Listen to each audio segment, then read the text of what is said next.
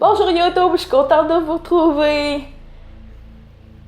Plus de gris, non, plus de gris. Puis surtout plus de blond à la pointe de mes cheveux parce que mes cheveux m'en veulent. Ils ont cassé, j'ai dû en couper de tout ça. Ah, mais pourtant mes cheveux étaient quand même longs en plus, là. Ils avaient pris de la vigueur puis tout.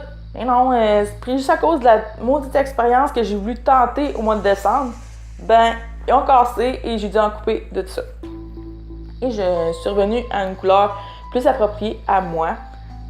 Bienvenue aux nouvelles personnes qui sont arrivées ici. J'espère que le contenu va vous plaire. Je vous invite à vous abonner et à donner un petit like si vous avez apprécié. Ah oui, petite plug pour mon amie MH la lectrice qui va se faire raser les cheveux pour le camp très bientôt. Je vous invite à faire un petit don en suivant le lien que je vais vous laisser en barre d'infos. Bon, revenons à notre sujet maintenant, là.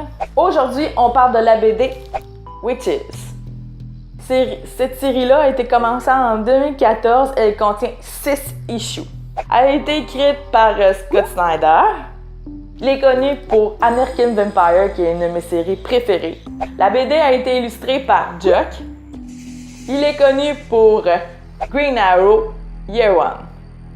Depuis très longtemps, on emprisonne, on mutile, on torture, on assassine des personnes dont on soupçonne qu'ils font de la sorcellerie. Mais sérieux, là, est-ce que c'est vrai tout ça? Peut-être qu'ils protègent quelque chose un secret plus sordide. De nos jours, après un épisode tragique durant lequel leur fille Sailor a été harcelée, une famille choisit de déménager et de refaire leur vie. Pourtant, ils se rapprochent vraiment d'une forêt qui est vraiment imposante, qui va les exposer à un mal très ancien.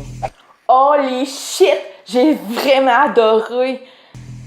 J'aime vraiment ce genre d'histoire-là. Une histoire qui est horreur, style horreur, et aussi qu'on y retrouve une histoire de famille. Moi, ça vient me chercher. Donc, j'aime assez comment l'histoire a été illustrée.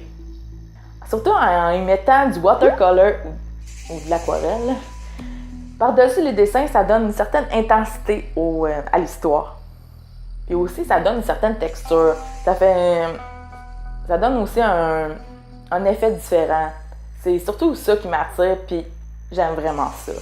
Ah oui, l'autre chose que j'ai aimé beaucoup, c'est l'insertion de flashbacks en certains moments entre le père et la fille. On coupe cette fois. Si vous ne voulez pas savoir mes scènes préférées, vous pouvez me rejoindre un petit peu plus tard.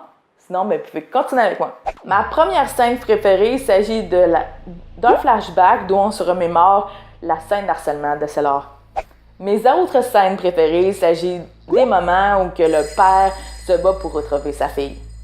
Sur ce, j'espère que ça vous a donné le goût de lire cette BD-là. Dites-moi dans les commentaires si vous l'avez lue et comment vous la trouvez. Donnez-moi un petit like si vous avez apprécié, abonnez-vous à ma chaîne, puis sur ce, on se retrouve très bientôt pour une autre vidéo. That's all, folks!